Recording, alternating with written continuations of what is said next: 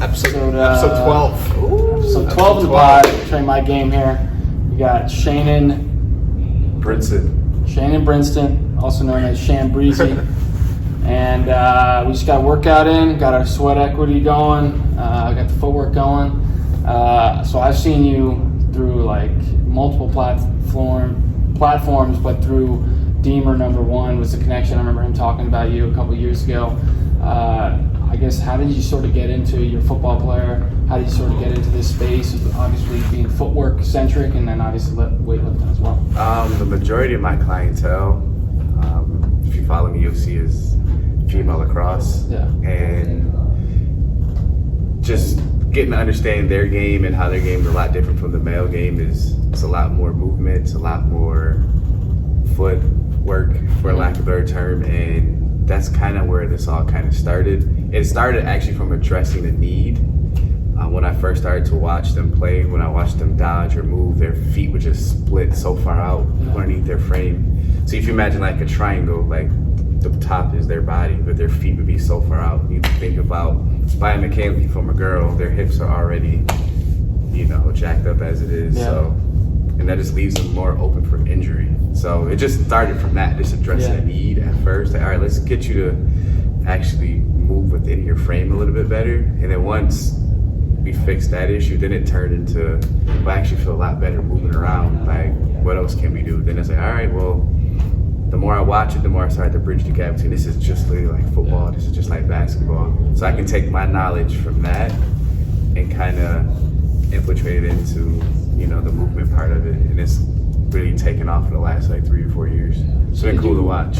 Did you have those skills that sort of just translated from early on, obviously playing football and stuff like that? Did you want to be like, all right, I want to start training guys and girls, or how did that sort of? Yeah, how'd you get into it? So you played football in college, and then I met you through working out at a different gym at Power Train. And then did you always do like footwork stuff or just lifting stuff? Like, how'd you get into it from the start? I just kind of went back to what I used to do when I played. Like, we would lift in the morning, and then we would go later on at night or later on during the day and just run routes and do field work, working our agility. And we saw how that kind of meshed our game together. We get our gains in the weight room, and for me being a receiver, like we were talking about in the car right over here, me getting my squat 10 pounds heavier, is that really going to help me run my curl route better?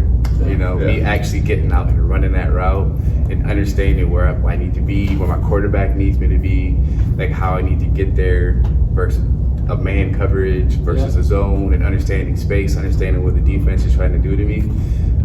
Once we did more of that, then we saw how it really helped our game when we actually went to play. Then it becomes second nature, when you're actually out there playing. That's the kind of, not so much my pitch to the girls. Mostly it was like, okay, we got you stronger, we got you faster, we got you a little bit more resilient, we're keeping you healthy, and now let me show you how to use all that. And once they can bridge that gap, like, all right, I'm stronger, I feel faster, I feel quicker, now let's translate that into, your field movement. And it's been like clearly the best thing ever.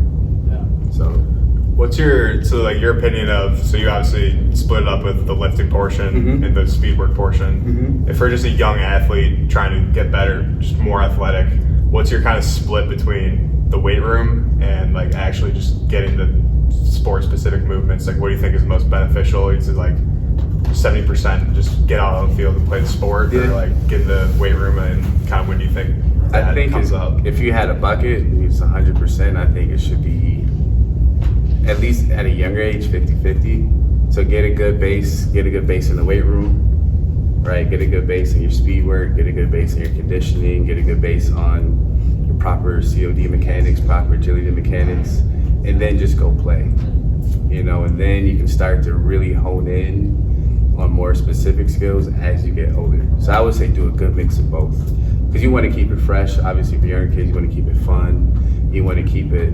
engaging for them, because as you probably know, like the attention spans with kids is a little bit lacking. So I would say split it down the middle, so it's fresh. Every day you work on something a little different. Like if I notice the kids are getting hammered outside of here, like let's say they're at practice 3 or 4 days a week, especially in the midst of a club season, we may just do a mobility day. Yeah. You know, and then all right, let's spend 20-30 minutes on our mobility, just stretch, roll out, just focus on some small things, some small muscles we may neglect a little bit when we're hitting our big lifts, and then we'll move on the turf for 30 minutes, and then we'll get you out of here.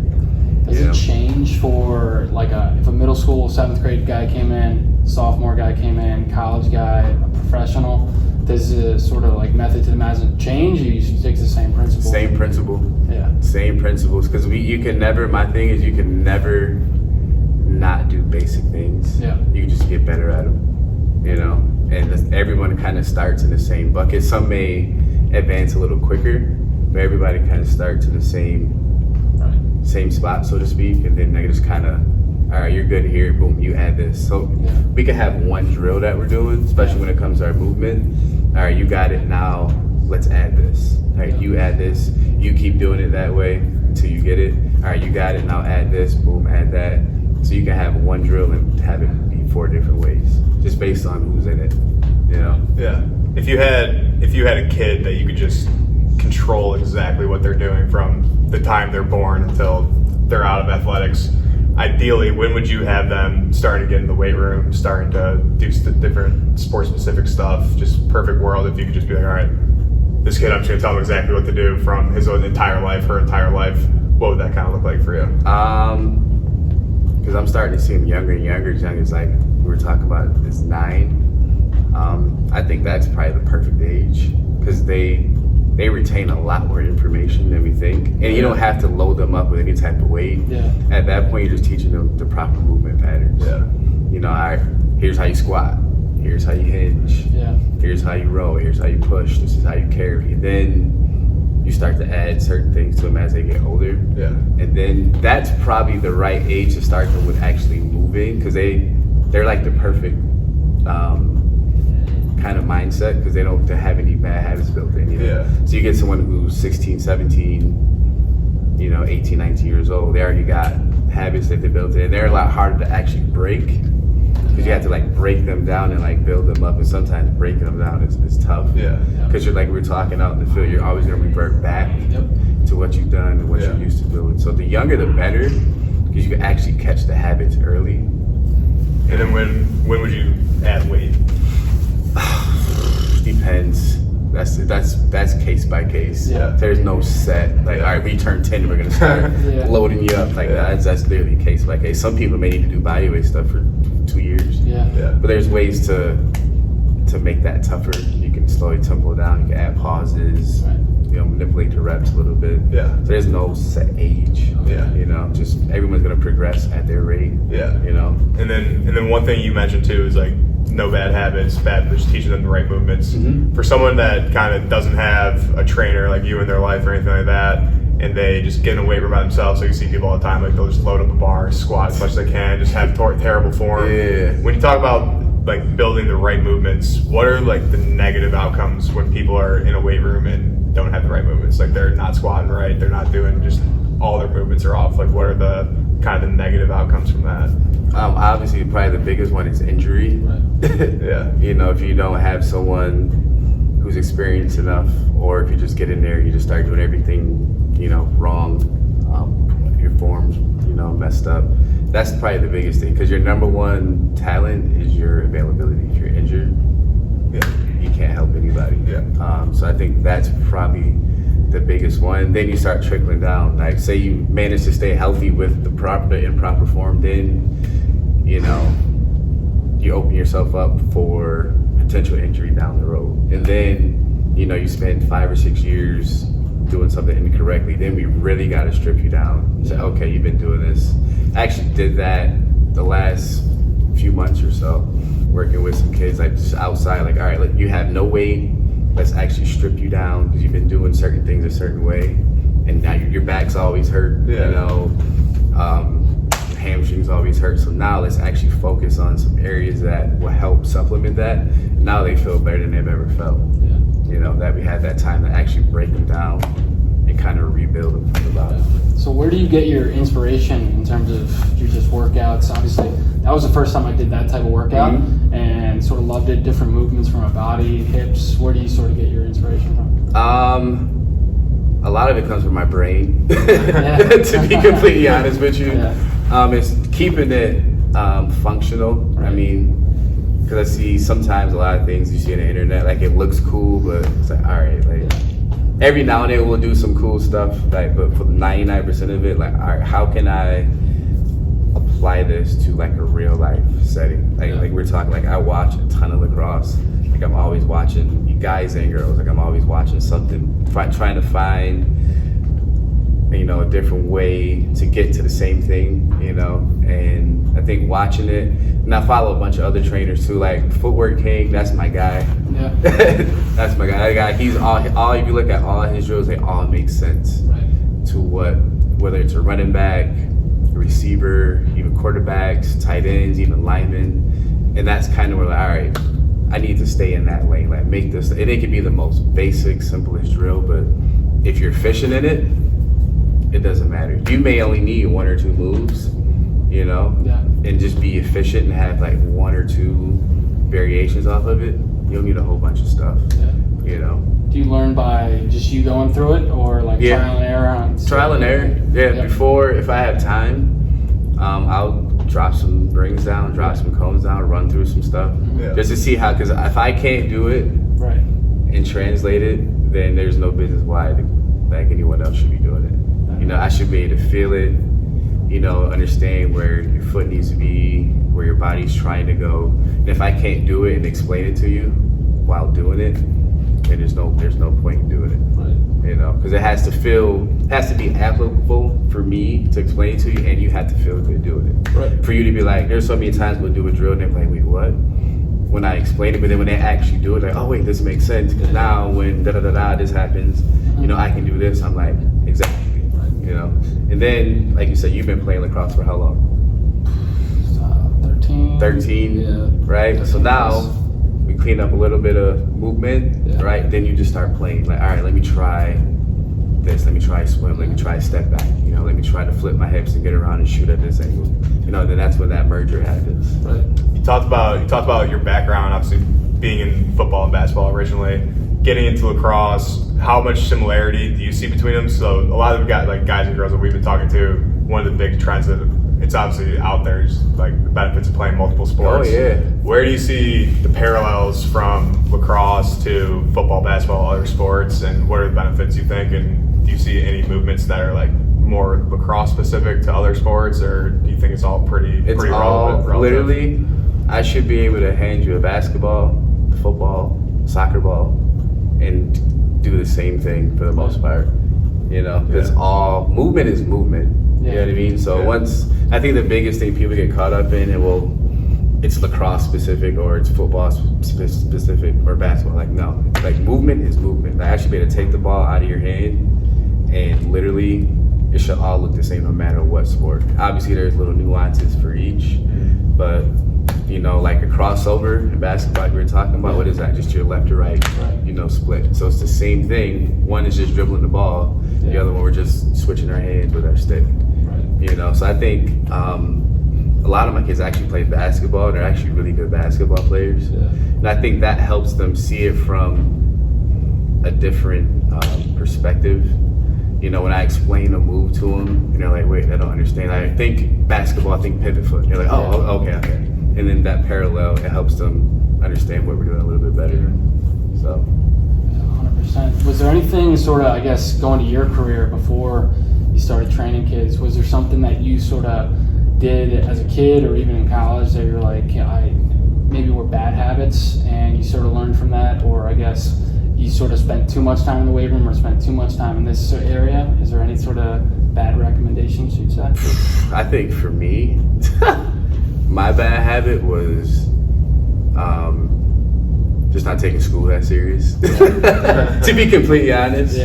I was in the weight room all the time. We're doing everything. We're just taking school serious. And that's the main thing I tell the kids. Like, make sure you at least just go to school, especially when you kind of just show up. You know, you'll pass for the most part. But be engaged when you're there because your coaches are going to be checking. You know, that was probably my biggest habit. And I think that helped me as an adult, you know, especially when I'm here, now I'm running a business. You know, I need to stay on top of things as much as I can. And I try to instill that in them, and they think it's not that big a deal when they show up 10 seconds before the session starts. Yeah. I'm like, I wouldn't do that. Yeah. You know what I'm saying? Like, I showed up, I tell them the story, my freshman year when I was at Toledo, I showed up 10 seconds late to my lift because all freshmen had to lift at 6 o'clock. And I was literally 10 seconds late because my alarm didn't go off. And I had to run down 14 flights of stairs because the elevators weren't working. I was literally I was so mad. And I had to do, I think it was like 500 yards of board push. And it had just snowed. Oh my God. And it's still like, it traumatizes me to this day. Oh and I was 10 seconds late. Yeah. Like 10. Right. And I'm like, you know what? And that just helped instill in me, like, you know what? Like, I set my alarm for like 5 o'clock. Yeah. And make sure I was there I'm still going through that a little bit in my life right now, I can't lie. make sure I was like 20 minutes. But that's that I need to show up on time. I need to be, and not just show up, but like be ready to work. Right. You know, when you get there. 100%. Because as you guys know, at Maryland, you know, every day is a competition. Yeah. You guys are competing for national championships every year. So just trying to instill that in. No doubt. Do you see a lot of, we talked about it before, I'm like, wow, this is like sports translating, like you're running a business now. Do you see sports translating elsewhere? Oh my, I think playing, like, I'd say sports is like literally the greatest teacher for life. There's so many parallels. Like, again, I can't show up late to a session, you know, because then that looks bad on me, it looks bad on the business. You know, I got to be professional all the time. You guys need to represent your school when you're out. You know, you got to represent now your PLL team when you're out. So now it's not just about you, now it's about everything else that you're attached to. And I think that helps so much because now you got teammates, you got coaches, you got the university, you got the fan base. So now you got so many things attached to you that you're not aware of it at that age, but now looking back on it, it's like, man, so now everything I do is attached to this. And I had to carry myself accordingly when I leave here, so. When you were growing up playing sports and everything, did you have any like trainer like yourself in your life, or do you think that would have been extremely beneficial for you? Yeah, I mean, I was fortunate enough to grow up with, we called ourselves just dogs. We would just get up, we would just go work out, you know, and that was just kind of instilled in us. And we would just literally work out the best we could from what we knew. We would like literally squat and bench until we couldn't move anymore. And that's probably like so stupid looking back on it, but that's all we knew. And we would just go run until we couldn't see straight, and then get up and then just go do it again, you know, because there wasn't a lot of guidance. And, you know, most of the time it was what your football coach was, the weight room. As all right, here, do this, like, you know, 5 sets of 10, 12, and then yada, yada. So we would just go until we couldn't go no more. I think that would have been a huge, just from a structure standpoint, because I think we had, growing up, we had, and it's translated now to running this business, we always had the work ethic, but just having some guidance. You know, that was literally what we were missing. You know, and I can see how important this, not even just my gym, just gyms in general, to have something like this to go to. Like, literally, I tell the kids all the time, you just gotta show up and bring your effort. Like, literally, your workouts are planned weeks in advance. You know, your runs are already planned. Like, everything's already, and granted, we adjust from day to day. We don't know what you're going through, but you just gotta show up. You know, bring your effort. You don't gotta think about anything. You know, there's calculate. We have the app that we use. Like, literally has videos. Your set to rep literally punches in your weight. So you don't have to do literally anything. Just put some effort behind it. You know. 100%. I think like growing up, having a trainer was like the biggest thing for me. Because it was like, one, it was set aside from your family, your friends, you had your trainer, and that you respected, and you're like, you didn't want to let down. But there are a lot of times, I guess nowadays, even obviously you don't need to name names, but it's like, is it tough sometimes maybe when a kid is like not putting in the effort, sort of how do you approach that and work around that in terms of? It's tough, but I usually try to address that pretty early. Like, right when the kid's signing up, or it's their first couple of times and I'm talking to them and their parents, I'm like, listen, only thing that I ask is that you come in, you work hard, you bring your effort, and be coachable. Like, the harder you work, the better we get along. And then I usually, honestly, I don't have too much of an issue with that. Because they understand why they're here, and they understand, you know, what they get from coming here, and, you how much better they will get. So I don't really have an issue with that. I'm very fortunate. Yeah. Like I don't really have to deal with that too much. Yeah. Cause I nipped that in the bud early. Cause I'd rather you just know that you're gonna work. Like there's gonna be days where you're gonna leave out of here, MFing and all this stuff. Yeah. But my job is to get you where you need to be, regardless of how you may feel that day. Yeah, I feel like it's like similar to just being like a good teammate. Like just check. I feel like you're really good with this. At least when I would work out with you, I always noticed it. Just like you're so personable and like checking in on like outside, just when you're in here, like talking about stuff outside of the sport and stuff like that. Yeah. Like it definitely translates for a trainer and just being a good teammate. Like did that kind of come from your experience as playing sports? Yeah. And I always connected better with the coaches who were personable. The ones you can kind of just talk to just about literally anything besides football or basketball. And I noticed that here, like I make a joke to people when they ask what I do, and I tell them I'm like a trainer, like 5th or 6th. Like I'm a psychiatrist, I'm a big brother, you know what I mean? I'm all these things before them, but kids gotta know you care about them as people first, and then the athlete second. And I think, some people get that kind of flipped. Because if I don't care about you as a person, if I don't care what you're going through outside of here or some challenges that you may have, then I can't expect for you to come in here and work hard for me every day. So I have so many conversations about stuff that doesn't have to do anything with this, because obviously some conversations they don't want to have with their parents. So it's like kind of help them navigate through life, because life it's not want to say easy for them. They don't have a lot of responsibilities, but what they go through is what they go through. And it's their experience. So, and I've had every experience you could possibly name growing up. So I just give them a little insight and let them know that, hey, we're cool. Like you don't have to walk in here like it's a freaking military. And sometimes, yo, you good? Everything all right? And they kind of look at me like, then they realize like, yo, it's cool. Yeah, everything's all right. So if you need anything, let me know. Because that matters to me more than however much weight that you're going to lift. It's everything. I guess a little more structured, but weight room, working out, footwork stuff. How about like sleep or nutrition? Have you ever put a focus on that? And I try. I try, and that's literally like a never-ending battle. Especially with the high school kids, because these kids get crushed back before school was, postponed. These kids get crushed with homework. Like every single night. And I'm like, and I've talked to some of my friends who are older like me, did we have this much homework growing up? And I'm like, no.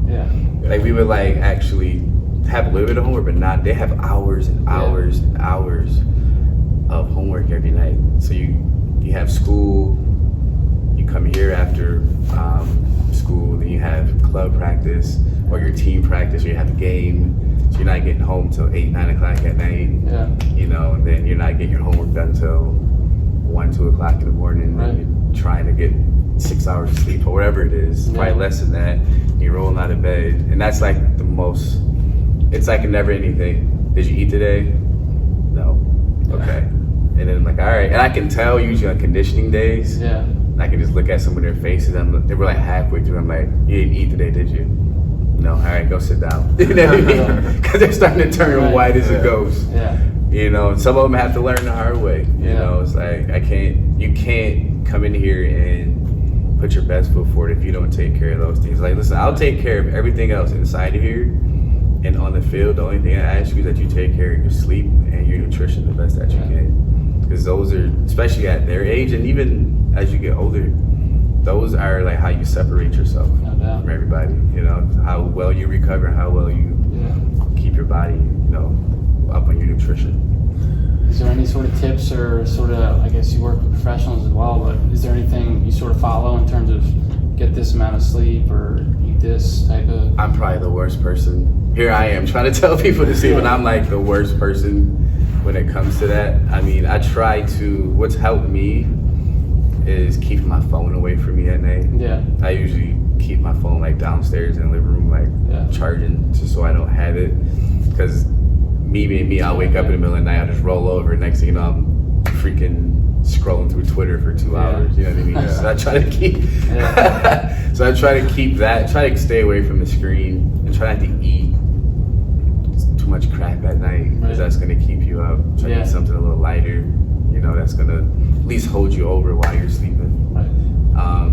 Read at night. That would definitely help. And I'm trying to do that myself. Just to, it puts you to sleep. So, you know. Like that. When you look back Step out here. to when you, I guess I'll slide over here. What do you got going on? When you you're there.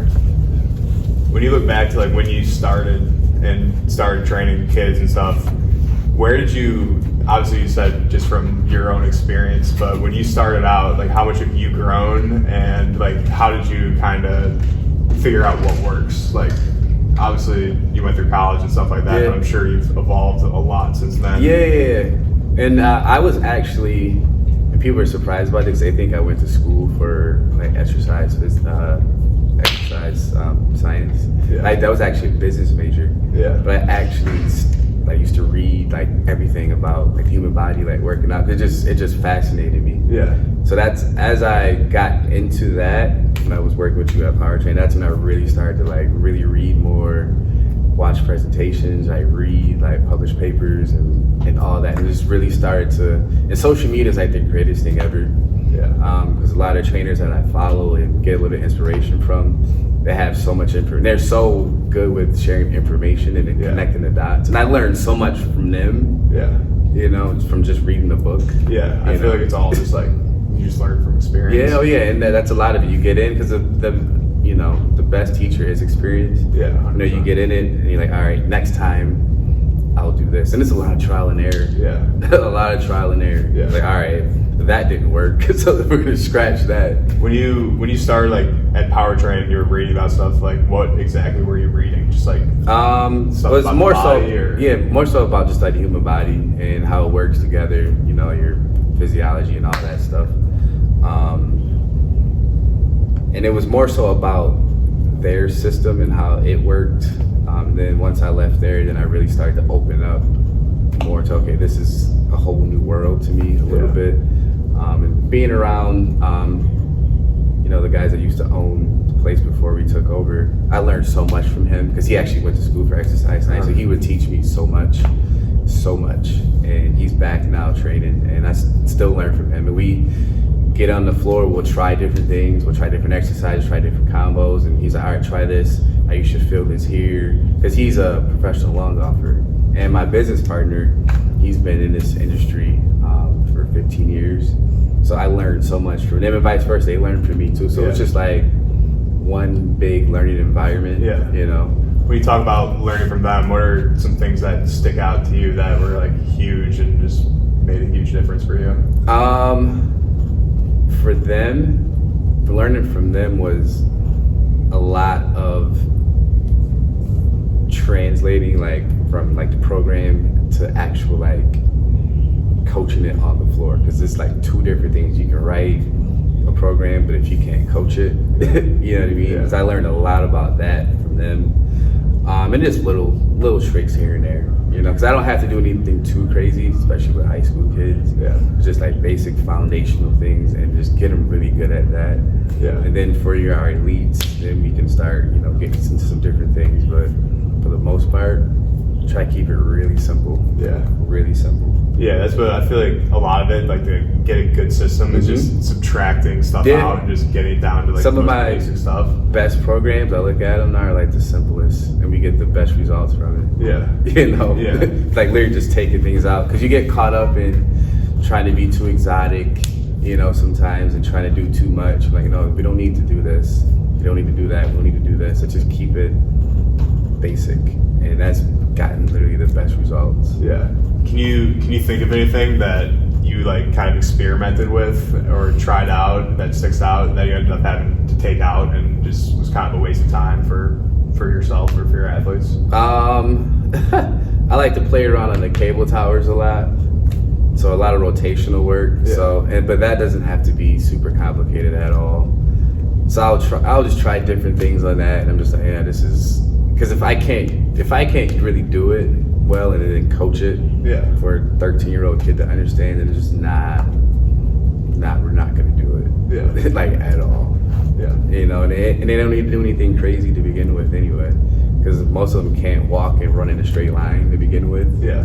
So once we, you know what I mean. So why am I trying to do this crazy exercise for what? You know, if there's a kid who didn't have the exposure to a gym like this and just trying to do stuff on his own, her own, what would you suggest for someone to just be working on? Like, should be like sprints, like running hills? Like, what can people do on their own to get some of the benefits of what you're working on? Well, now with social media and everything, and there's so much technology available. I mean, I've got kids all over the country who hit me up like, yo, would you be able to do this? And right now I just don't have time, but a lot of them operate either through some type of cloud program or through an app. And like, you can literally get hooked up with a guy from all across the country. He can just literally send you a workout with videos, instructions, everything. So now, like, just like the golden age of training, so to speak, because you can literally connect with anybody. You know, and they can literally like walk through it as if you were even there. Do you do that at all? Like, when people hit you up, do you send them anything from? I send them some things, when I have time. It's just tough. You know, I would do it more. There's a ton of kids I would love to work with, but it's a time constraint right now. But if I have time, I'll send them here, work on this, and maybe we'll hop on real quick, a FaceTime or Zoom, so I can like walk you through it.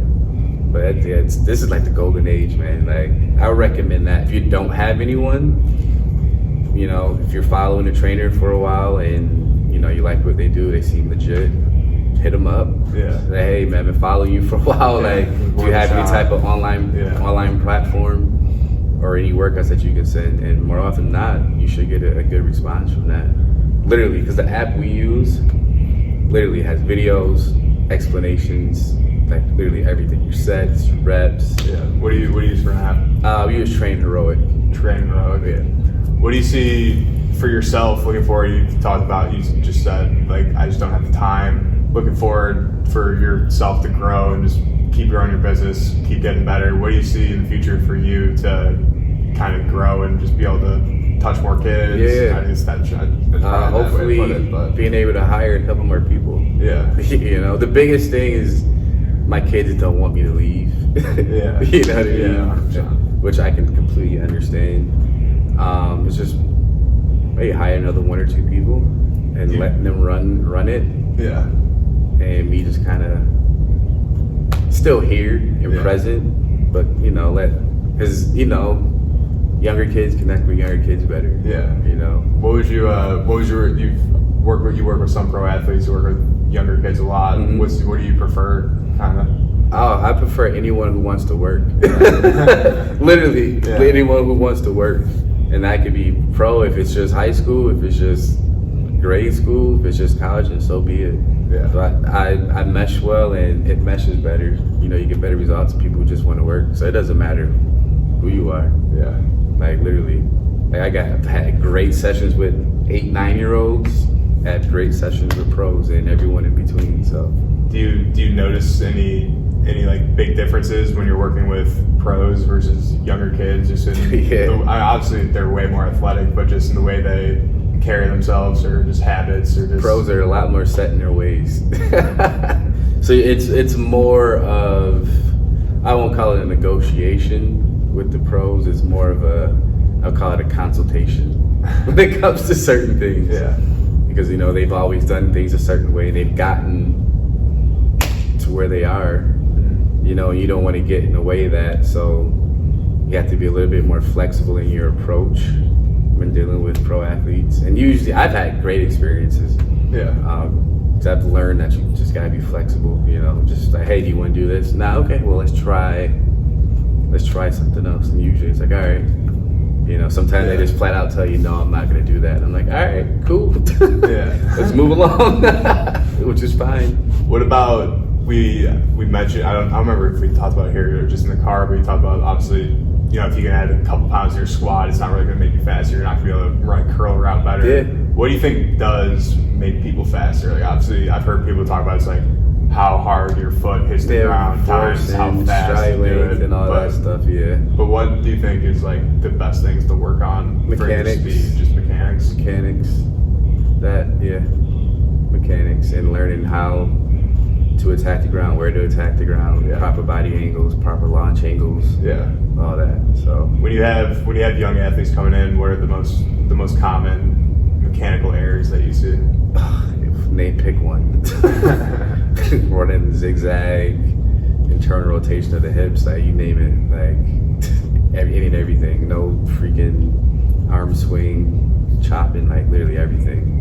You just kind of just got to break it down slowly by each little piece. Yeah, it's definitely a lot. It takes time, and I feel like you don't really know. Like it's like there's no real formula for it, right? Like there is, but everyone's different. Yeah, everyone's literally different. Everyone runs different. So the more I do this, and the more I just read and research, you can try to hammer people into a square peg, but people need to be efficient with how they move. Yeah. And not try to make them move a certain way. Because sometimes I've seen it go the complete opposite way. You fix this, but then they get slower. Yeah. So what do we really do? Yeah. You know what I mean? Just because it looks better, but now they're slower. Yeah. Let's get you efficient in how you move. When you're trying to read up on stuff, is there anything you're like looking at that you want to kind of experiment with going forward, or how do you think you could get better as a trainer? Like I'm always obsessed with speed because, speed kills. Yeah. Yeah, if you can outrun everybody, they'll find a place for you. Yeah, 100%. Literally, they'll always. No matter the sport. No matter the sport. Yeah. And you'll be on the field or on the court in some capacity. So I'm always just reading about sprint mechanics, how to, get better, first step, first 3 steps, because that's literally where, your make or break, in like literally any sport. Your first step and 3 step, and even your 5 step is better than most, and you should be successful. Mm-hmm. So we really focus on that, like a lot.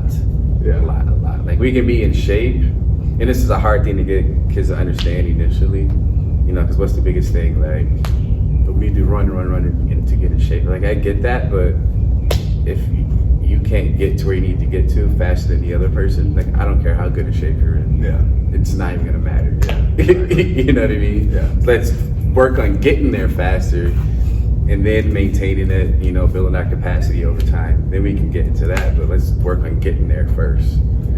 How much of speed do you think is just pure natural? There's a lot. Some people are just born with it. Yeah. They just come out the womb with that. And those people you really don't want to like mess up. You know what I mean? Yeah. Like, all right, you're good for the most part. I'll clean up a couple things, but they're just naturally, they just have it. And the other people, you can build them into that, and that's kind of like the cool thing to see over time. Like we do time sprints every week, every Monday, and the kids like to actually see their time. They can see their times actually go down. Yeah.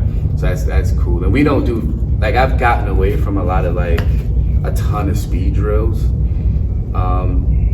and just really focus on a few things, just some mechanical things, foot strike, how much force we're gonna put in the ground on these first 3 steps. And I just literally give them one simple cue, like just run as fast as you can. Yeah. And then the next rep, run faster. Like then you just see their times just like drop. Yeah. And it's just like I said, trial and error, just simplifying. All right, let's take this out. Let's just look at it as base level. You just run as fast as you can. Yeah. And that's literally been the best thing we've done over the last, before Corona hit. We started doing that at the beginning of the year, and literally everyone just got faster. And it's not like people going from like, they dropped 2 seconds off, but someone dropping like a 10th or a couple hundreds off of a sprint, that's a big deal. Yeah. You know what I mean? Yeah, that's a big deal. Yeah, look at like the 40-yard dash Yeah. in the NFL. There's such a small margin for error. Exactly. So now you're talking about 4 5s, so now you drop it down to 4. Yeah. Now you're in a different conversation. Yeah. Do you do anything, like a lot of people are getting into like band work and stuff now? Do you do any like band stuff? Like that's like something that's easy for people to do? I do, but I don't get too crazy with it. Because the biggest trick with that is finding the right resistance for everyone. Yeah. You know, 'cause it's gonna be different. Yeah. For me, it's gonna be different for you. The same band.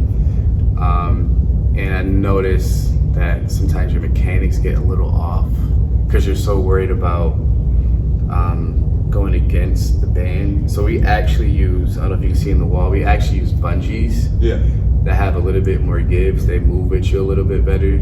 So you're not actually breaking the mechanic that we're trying to teach by trying to go through the band. Like you feel the resistance. I was gonna say, do you think like resistance running like helps with that? Oh my God, yeah. Yeah. So we use the bungees because that will move with you a little better and allow you a little bit more freedom, and while still focusing on the mechanics that we're trying to hit for that day. Yeah. So I'm just me. I prefer using the bungees a lot more because they move better. Yeah. You talked about doing some stuff pre-Corona and some stuff now. Is there anything that you guys weren't doing before Corona, or just any positives that kind of came to light from Corona that you guys kind of discovered and are going to keep doing afterwards? Not from a training standpoint. I think just from a mental, and this is very important. I think myself included. Yeah. I think we all realize how much this means to everybody. Yeah. You know how important this is, and not having it, because you just get caught up in, all right, I'm gonna go in, I got my session, boom, boom, boom, knock it out, we'll go home. You just kind of get caught in the hamster wheel, so to speak, and you kind of lose the sense of the purpose. But then when you just take it away, I remember like for the first 2 weeks, I was like losing my mind. Yeah. I'm like, I just want to go work with my kids. Like, I can't sit here. But then it's like, you know what? Let me just chill out and take it all in stride and just focus on some other things. But like once we came back, like I feel good about what we're doing here. Like even the parents were just like, thank you for opening. Like the kids love it, they need it. It says a lot. We have a place that, you know, especially high school girls want to come work out. Yeah. Like they're dying to get to come in here. Like they had their parents sitting in the parking lot for 20 minutes after they lift because they want to do lacrosse. Like we built such a good culture here, and that I think really recognizing that and seeing how important that is to everybody. Yeah. And not taking it for granted is probably the biggest thing. 100%. That is it. You see how much seasons just get yanked. But to see how motivated everyone still is, you know, when they come in, and it's like that didn't even happen. Yeah. So it's been cool to see actually. How'd your athletes do when they couldn't come in? Where you sent them a lot of stuff? I put a bunch of stuff in the app, in the Train Heroic app. Yeah. For some, you know, some still have weights and stuff at home, but some just doing body weight. So that was a good way to keep in contact. But there's only so much you can do. It's like staying at home for so long. It's like, all right, this is cool and all, but you know, we're used to this environment. And when you don't have that environment, then we literally have it everywhere from professional lacrosse players, NFL players, all the way down to, you know, 6th graders in here. So, but it's a very competitive environment, and you kind of get used to that. Mm-hmm. And when you don't have that for a while, you know, that you just want to get back to it. You know, you mentioned earlier also, for an athlete, your biggest asset is your availability. What do you think is, so like for me personally, obviously a couple ACLs kind of fucked up my career a little bit. You know what I mean? What do you think are the biggest things for injury prevention? Just, do you think, because I mean, for me, I feel like I always had great form in the weight room, like always was like athletic growing up and everything, but just something wasn't there. What do you think are the biggest things for injury prevention? I think honestly, it's gonna sound really simple, but really good training is injury prevention. Yeah. You know, if you focus on your technique when you're doing it, you prescribe the right exercises, you know, that's probably a big thing too, then that's your injury prevention. Yeah. You know, but obviously, you know, you mix in your plyometrics with that, learning how to land, jump, you know, everything else in between that. But really good training. Your program itself should be structured around keeping everybody healthy, getting everybody a little bit stronger, a little bit quicker, a little bit more explosive. Yeah. And all that should take care of, you know, that whole injury prevention piece. And sometimes just stuff just happens. Yeah. You could do literally everything. Yeah, 100%. Right. Yeah. You know, but someone rolls up on you. Yeah. You know what I mean? Yeah, I mean, mine were all non-contact. All 3 were non-contact. And like the first one, which obviously I kind of set it up and redid it again, but like I just remember like if I would like pop off like through my hands, like I would just pop off and I would just lock my knee out. Yeah. And like obviously that's kind of when I did it. So I feel like that's just like a running mechanic thing. You know what I mean? Like, is there anything? If you're a kid, like obviously for me, it's like my knee was locked out. Like, is that something that's like obviously not good? Like, should you be like kind of bending your knees more? I guess it seems kind of straightforward, but just as far as like running mechanics, swerves, and bad habits, you see that kind of lead to injury. I mean, there's literally a ton. Yeah, there's a ton. Knee drive's an issue. Obviously, dorsiflexion or lack thereof. What's dorsiflexion? So, toe. Yeah, so toe pointed down. So now when you land, your toe rolls, right? Yeah. So think ankle, knee, hip, so all the way up the chain. Yeah. So, you know, weak ankles, weak feet, and that's where a lot of your back injuries come from. Back injuries? Oh yeah. From just the way the way your feet are hitting the ground. Right. Yeah. How do you say weak feet? How do you strengthen your feet? There's different things you can do with the rope. Like we walk the rope every day, just to help strengthen. Just like walk on top of a rope. Oh yeah. Really? I've never heard that. Oh yeah. I've never heard that. Oh yeah. We do different ankle mobility drills too to help, because that's a huge weak link. You know, if your ankles are weak, your feet are weak. Yeah. Now we got energy just popping all over the place. You know. You mentioned ankles because my friend, he's like a PT, and I said I've been rolling I busted my ankle playing basketball, and then just wasn't playing sport. Just like I didn't really rehab it well, and then kind of did that. But that's one thing he said to me was like, if your mobility with your ankles is off, like you're just gonna keep on messing up your ankles. Like, just do you have kids just doing stuff at home at all? Yeah. Just like different. So a lot in between our big lifts, we'll do a lot of prehab. So I'll put a lot of like ankle mobility, T-spine work, you know, hips, like everything. So those are those opportunities to hit some of the smaller parts that you may miss. You know. Do you guys still do a lot of prehab? Every day. Every day. What do you guys? What's like some standard prehab? So I remember like when at power training it was always just like the band stuff with like just like the band stretch, wrapping the band stretches. Like what? Dynamic every single day. Dynamic warm up.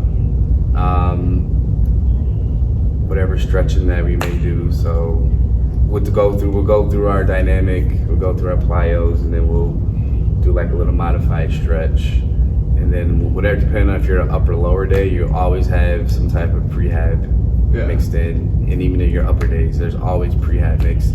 Because if you just focus on your big muscles, and you know the little muscles are where all your energy leaks, and that's where you're gonna get injured if you miss those muscles. What's your opinion on like the benefits of lifting your upper body versus lower body for lacrosse specific? Honestly, other sports too. Do you think it's more beneficial in football? Because obviously, like I feel like people always talk about the bench press. Like it's like, oh, when am I actually bench pressing? Just all legs. No, all legs, but I mean, it should be a good mix of both.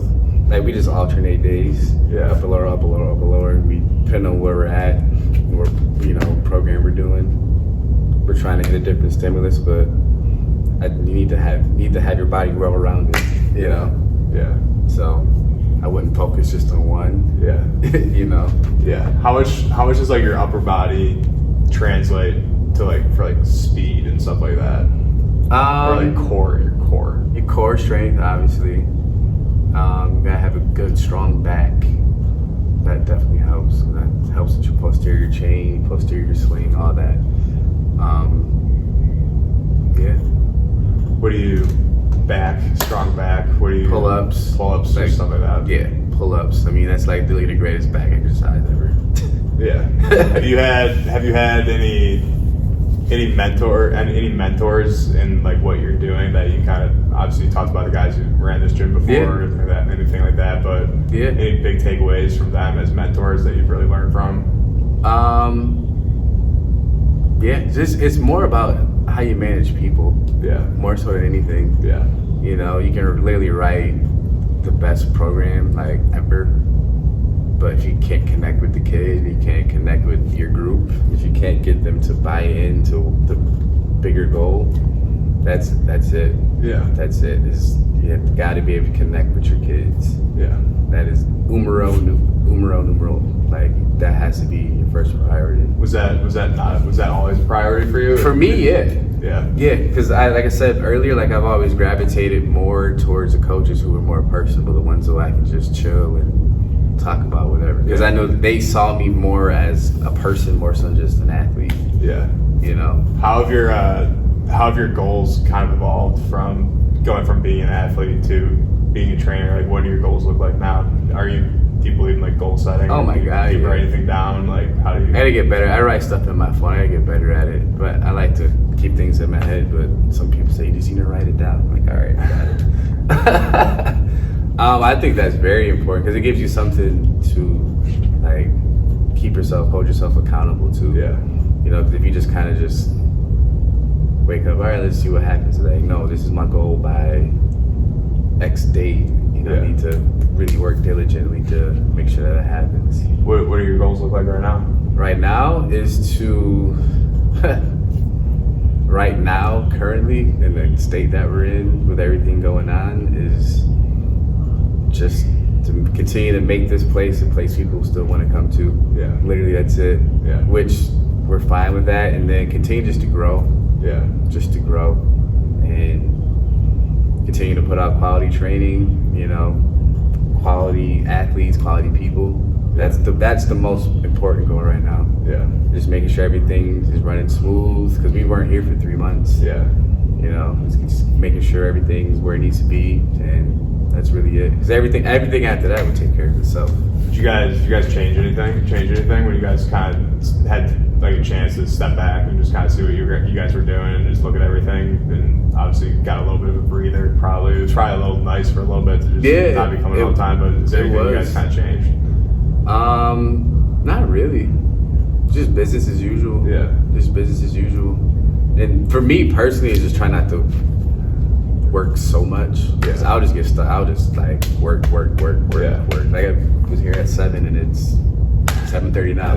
You know what I mean? But I love it. So it's not taxing to me, you know? Yeah. How did you kind of realize you love doing this? I realized I love doing this back when I was at Brockport. Because there's a group of us that worked out together, and I had my little group, a couple other people had their group, and it was basically what I'm doing. All right, this is what we got today. Like, you know what I'm saying? I used to write our workouts. Yeah. You know, we got this, and yo, you won this, and then just to see, you know, people do certain things that they didn't think were capable of them, and to like to be able to speak into people. Yeah. And for them to, you know, play a little bit better than what they thought they could, and you know, being able to motivate people to be better at that. I kind of figured out way back when. Yeah. And it's literally the same thing. So I literally love doing this. When you got out of school, was this your first job? Did you start doing this stuff? No, I had a number of jobs. I think before I started doing this full time, I was working a 9 to 5. You know, sitting at a desk. Would you just mix in like stuff outside of that? I started part-time at Power Training. Like I would go to work from 8 to 4, which were great hours, by the way. Yeah. Like perfect hours, 8 to 4. And I would go to the gym and train from like 5 to like 8, a couple of days a week. And then I was like, yo, I really, really like doing this. And I left the 9 to 5 and started doing that full time, and here we are. How did you kind of decide to make the jump to get into it full time? Did you have to kind of get yourself straight? I don't know. Did you have to like take a big pay cut to get into it? Like, probably, and then but it was probably it was tough. It was tough. Like for the first few years, it was really tough. Yeah, it was really tough. Like real tough. But I mean, looking back on it, it was necessary steps, right, to get to where I am now. And that's how I knew I loved it, because we're doing it for close to free. Might as well. You know, like it definitely wasn't a big paycheck behind it, which is fine. I understood the situation going into it, but my passion for it like never went away. Yeah, it's awesome. You know, and that kind of carried me through those tough times. It was like, I gotta make this little bit stretch, you know, for a little while. Yeah. You know what I mean? So so the athletes kind of helped you get through it a little bit. Oh my God, like I'll be having a day, but then certain people walk in and say, "Yo, what's up?" I'm like, all right, I can't. You know what I mean? Like, I can't be here, be in a bad mood. And once you get going into it, you don't even think about that stuff anymore. How did you kind of grow, like, as of like just business wise? How did you kind of take those next steps where it was starting to get more sustainable and start like getting better traction and start realizing like I can definitely make a living out of this? Yeah, just focusing in on your clients and, you know, doing right by them and trying to put out quality content. Yeah. You know, and I hate to call the kids content, but yeah, kind of what it is. You know what I mean? Make sure they're doing what they're supposed to do when they go play. They perform well. They're my best advertisement. Yeah, 100%. You know, I don't really advertise that. Like, hey, we got this going on. Like, go watch my kids play. Yeah. You know. Yeah. And I see you're always going to kids games and stuff. It's got it's the best part. Huge for that too. Is that it's the best part. Favorite part. The best, literally the best part. Especially when they see you, like they're on the sidelines and they see you walk in, like their face lights up. Yeah, it's awesome. You know, it's like because my thing is like I can't, you know. Like you're in here working for 4 or 5 months before your season. Like I can't show up to a few games. Yeah. You know, for an hour and a half. Yeah. You're in here an hour and a half, 4 days a week. Do you see stuff ever that they're doing on the field and then they come back in and you're like, hey, I noticed you're doing this? Yeah. Like, And that's the best time to kind of reverse engineer. You're like, hey, I'll send them something like right after the game. Like if I talk to them, like, hey, like, if you remember this, like, yeah, I should have did this. But they're already have it figured out before I even talk to them. Yeah. Because they do it so much that they can fix it or know what they have to do the next time they encounter it. So yeah, that literally is the best part. Yeah, it's the best part. You're predominantly like mostly girls lacrosse in here. Yeah. How was transitioning into getting into lacrosse? You didn't have any background in that. Yeah, it was not the plan for sure when I came over here. Yeah. But just give a little background. We came over. There wasn't that many people that came and that were here, but most of them were, actually all of them, most of the girls at least, the lacrosse players were on the Pittsburgh team. Mm-hmm. And the year before they had lost in the state final. So, and I asked them all individually, like, all right, what's your goal this year? Like, you got to be in here working for something. They all, without them knowing each other, said it.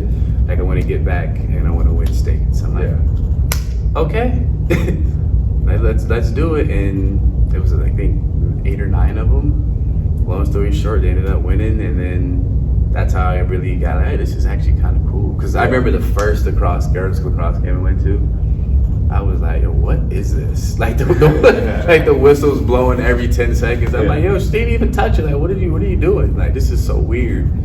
But then once you get invested in it and you see how invested they are, then my mindset completely flipped. And ever since then, I've been hooked on it. Have you talked about, obviously, you know, athletes now have so much at their disposal with social media for training and stuff like that. Have you studied a lot of lacrosse on your own? Just trying to watch like what the best players are doing? Oh my God, yeah. Oh yeah.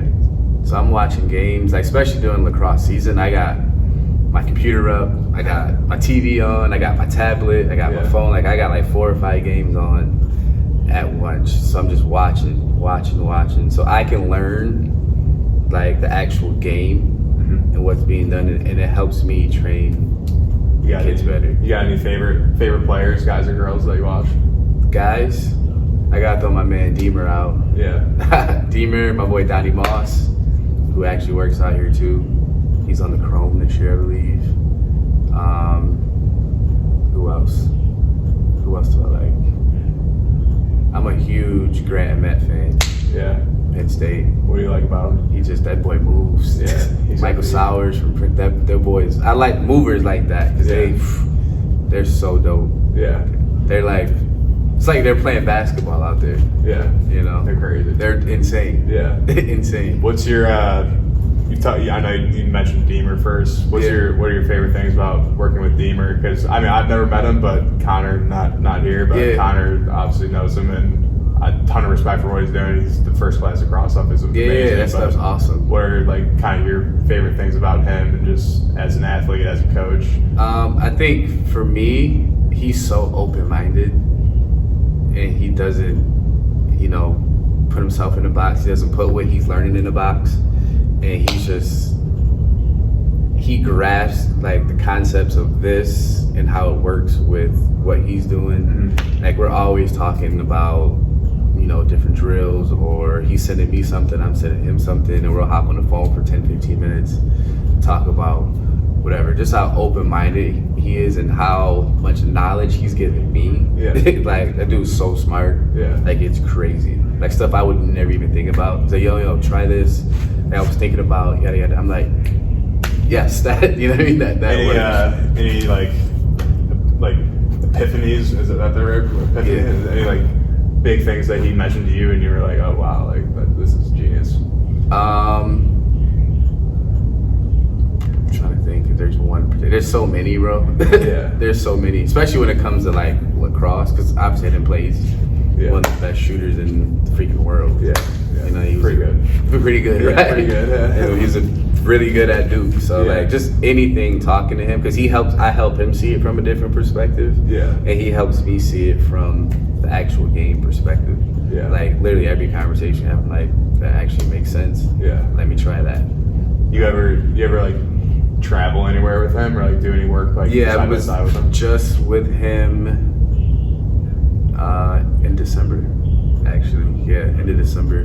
Went down for a couple of days, did some work together, and actually him and Connor actually just to like, you can tell like, because it's something new for him. Yeah. You know, you can tell their brains just like, they're processors. They're just trying to figure it all out. Yeah. You know, because it's a new stimulus, but he wants to learn. Yeah. Because he knows that's a huge weakness in his game. Is there, talking about just weaknesses in their game, is there anything that when you start working with them, you kind of noticed and like pointed out that they could improve on, or just from working with Connor one time, was there anything that you saw that was kind of like, he's really good at this, or I think he could work on this a little bit? Yeah, so like you said, like before we even started, he's really quick. And I'm like, all right. So once we actually started doing like the little one-to-ones at the end, I saw that, and now it's just getting him to understanding, manipulating speed and how to attack and when not to attack and how to go and not to go, and understanding that space. Like that's literally all he needs to do, is understanding. Like when I asked him like, what's the biggest advantage you have, you know, and he said, what did he say? My rollback, right? And I was like, no, dude, you have the ball. Yeah. And he was just like, oh, that makes sense, right? You have the ball, so you don't ever really have to be in a hurry, like at all. How do you think like changing speeds like benefits in the sport? Because that's something I've heard about too. Just people talking about like you should change your speed, like when you're dodging. Like, what do you think that is? Just like throwing the defender off, or what do you think so it's timing, right? And it's rhythm. The more a defender can get a beat on your timing and your rhythm and your pace, they can kind of start to dictate the matchup and where they want you to go. So obviously, if you're getting shaded a certain way, you already know. But there's ways to manipulate that to get them to move, so you have a little bit more of a window. But I tell my kids all the time, if you play one speed the whole time, you're like the easiest to guard. Yeah. But if you can learn how to manipulate your speed, learn how to go fast and slow, then speed up, slow down, you know, being able to change your speed in that form. And I always tell them, like, if you guys struggle with what I'm saying, I always have them, I would refer to a different sport, so they can actually see it, and not, because they'll just look at it as a lacrosse thing, right? They'll go watch this lacrosse player do this, and they'll just look at it from a lacrosse aspect, but no, go watch this. And I'm like, I always tell them, some of the best route runners in the NFL, 4'6" guys, 4'7" guys, they're not burners, but they've mastered that 10, 15-yard box. You know, so they look like they're moving that fast, but they're really not. You know, but they learn how to manipulate speed, they know how to manipulate body language, you know. And how would you think that, like, body language? Huge. It's huge. It's huge. Like, it's huge. Because if I'm running, like, at the end of the day, right, we're either going right or we're going left. Right? So how we can manipulate the defender to move a half a step, right? If we're going left and a half a step.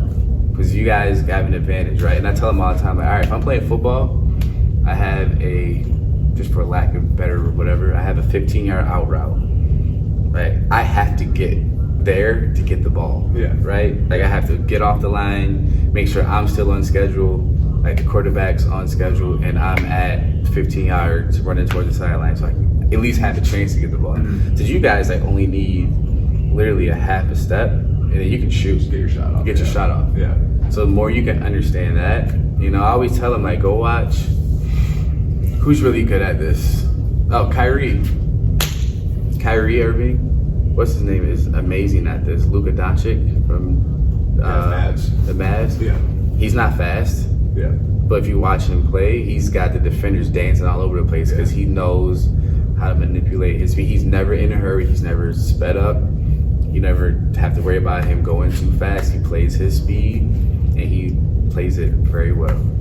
On the flip side, you said obviously with Connor, biggest advantage is you had the ball. Do you train like whether it be football or lacrosse, any defenders, and do you do anything different if they play offense or defense? Everything in reverse. Everything in reverse, so you have them like backpedaling and literally everything in reverse.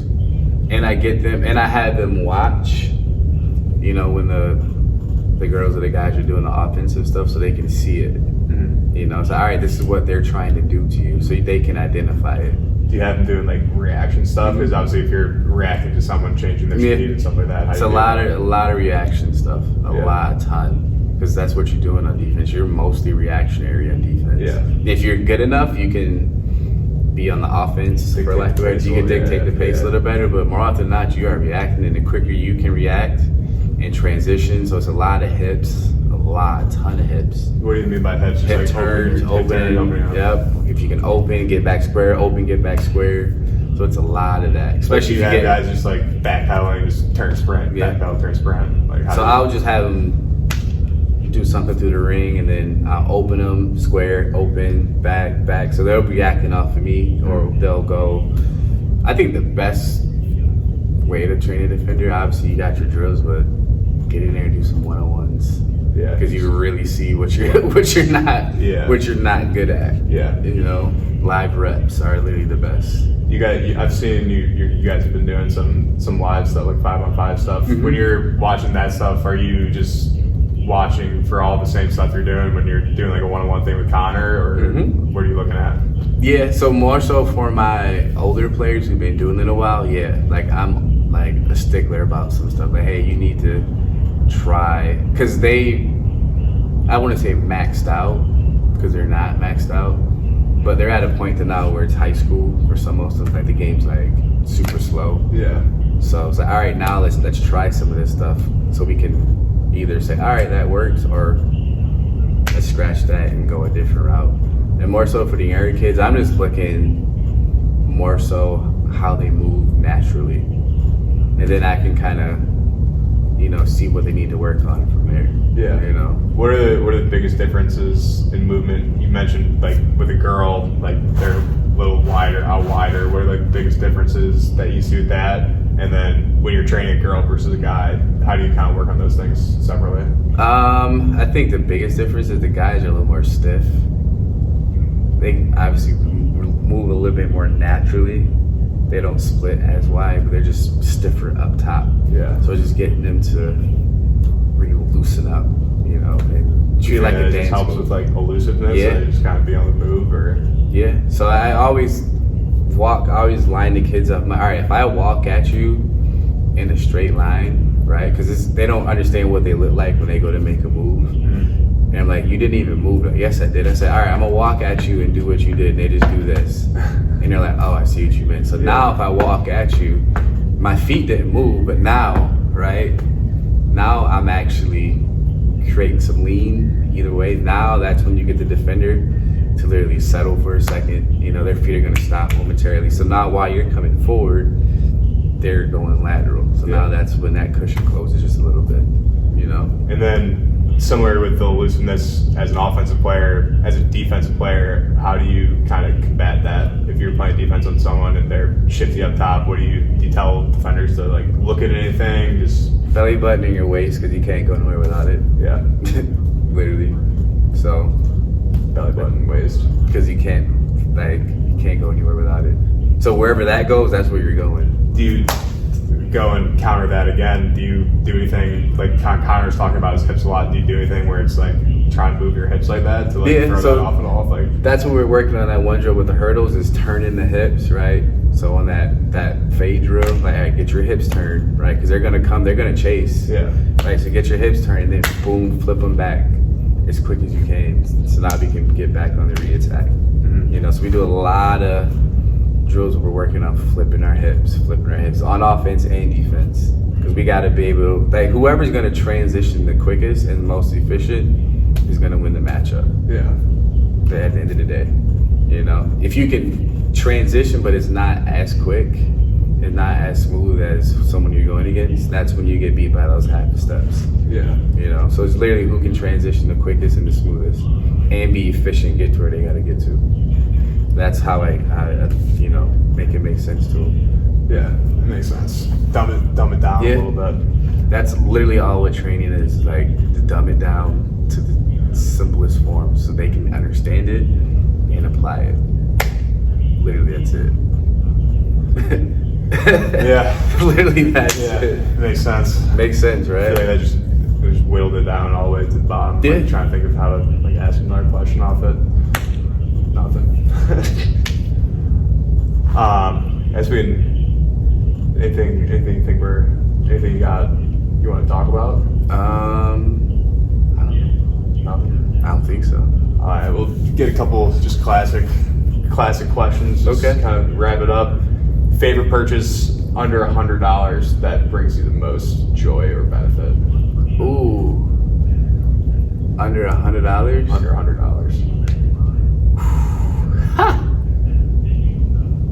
That's a good question. Under $100 that gives me the most benefit or Joy out of it. joy.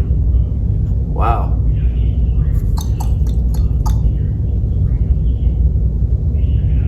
That's a really good question. I might have to come back to that. All right. Number one book you give as a gift or would give as a gift theoretically?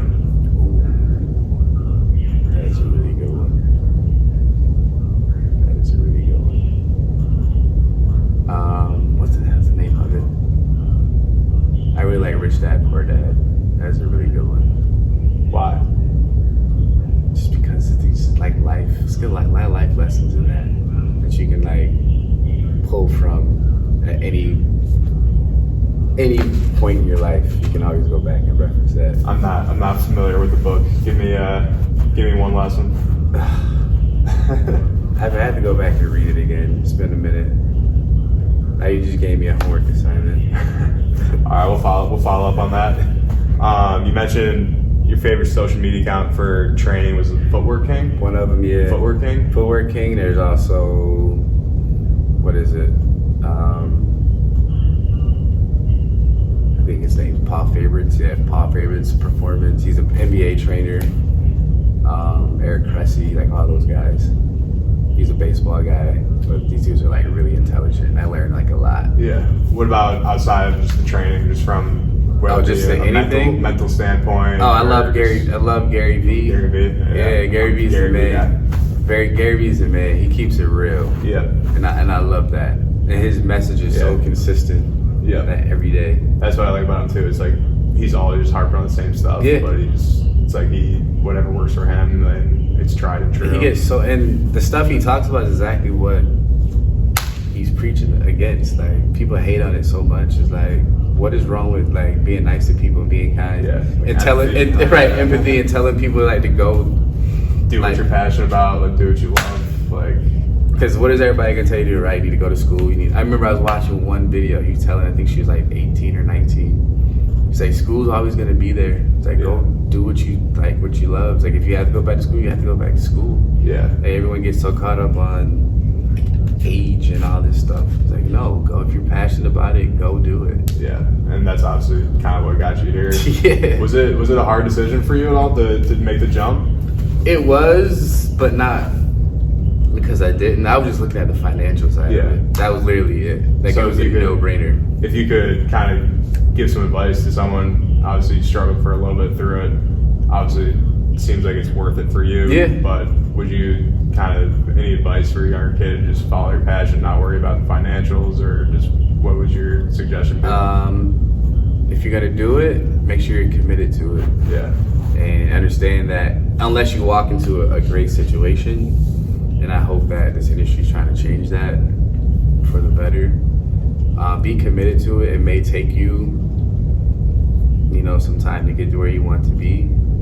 Because all these trainers that I follow and I read about, we all have a common theme. Yeah. We all started out doing certain things for free. Yeah. Just to get your name out there, just to, build 100%. that rapport with people. And like something that I feel like a lot of guys and girls have talked about on this podcast, whether it be just about getting on the field, just like girls coming in, played midfield, spot opened up on defense, they take that, excel, then they get back on the field with offense or whatever. And I feel like for you, like it seems like you kind of saw the opportunity with girls lacrosse and just ran with it. Yeah. How did that, like, you saw the opportunity, and obviously, did you ever imagine that you'd be where you're at now? No, not at all. Like, not at all. Like, not at all. And it's kind of cool though when you actually look back at it, because it wasn't my intention.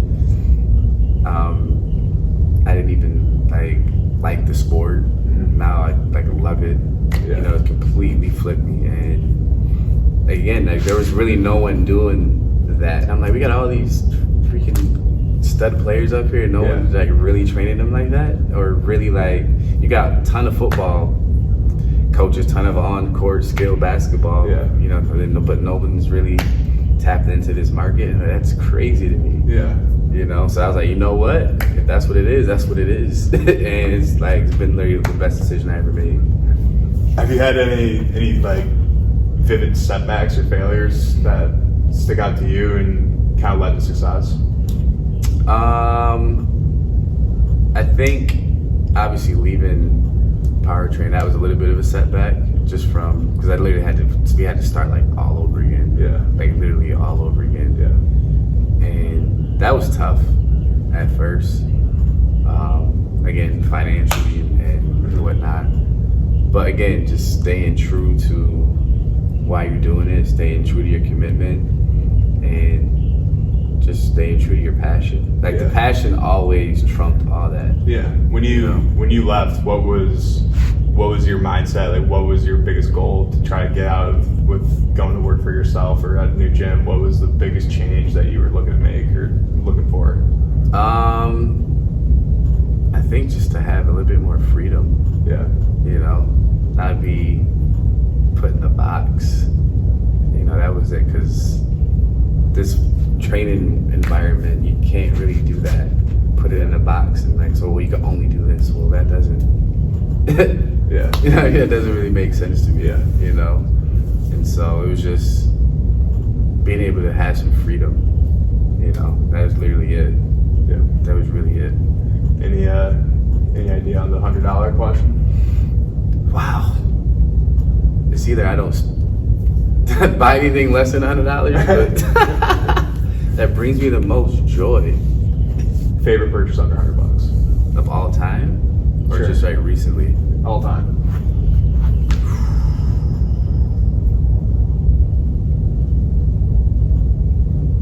That is a really good question. Wow. I don't even think about this stuff. It's jeez.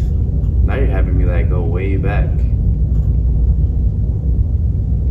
I think probably this is back when I was younger.